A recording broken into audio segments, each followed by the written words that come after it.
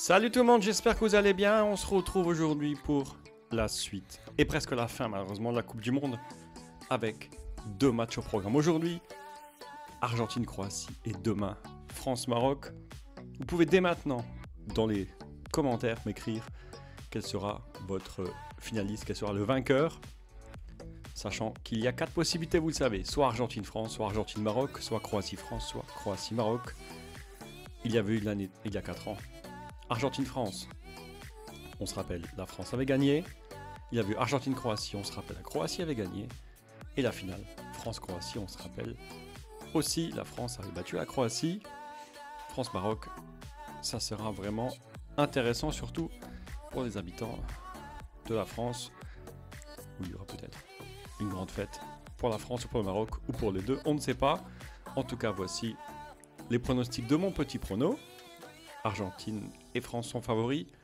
Attention, toujours à la Croatie et au Maroc.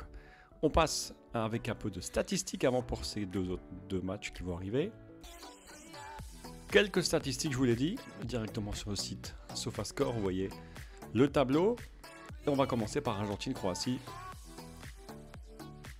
L'équipe type qu'il devrait y avoir, c'est l'équipe 4-4-2 d'un côté, 4-3-3 de l'autre. A noter qu'il y a quand même Acuna et Montiel qui sont suspendus d'un côté argentin. Tagliafico à 6,45 n'est pas forcément le meilleur défenseur gauche, mais en face, l'ailier droit, Vlasic n'a qu'à 6,40. Ce sont les notes. Note de Messi 8,10. Je n'ai pas fait une note moyenne, mais vous voyez, c'est à peu près pareil. Sauf que Messi est quand même à 8,18, pardon. Vous avez vu un de Croatie qui tourne autour des 7. Match qui pourrait être équilibré. Les cotes sont un peu plus au niveau, bien sûr, Argentine. France-Maroc, un 4-2-3-1.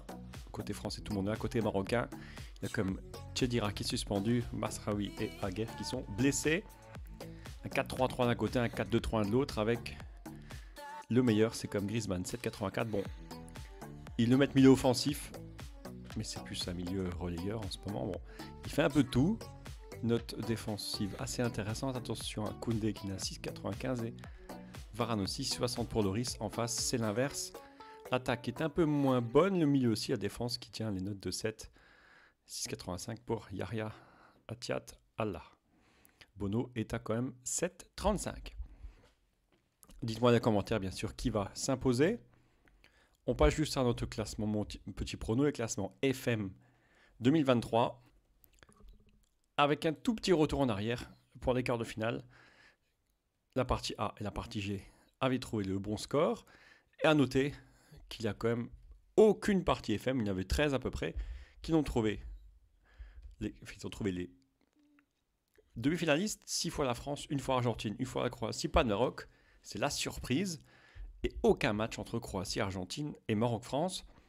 Ce sont mes pronostics à mon avis. Hein. France-Croatie, un remake, ça serait pas mal. Au niveau des classements, regardez la partie Thierry, tu as 744 points, pardon, et Super X à 743.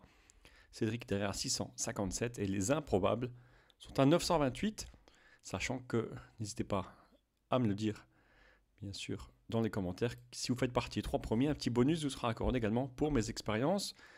Tout comme le classement de mon petit prono, les 5 premiers auront un bonus. Donc n'hésitez pas également à me le dire dans le Discord ou directement sur YouTube.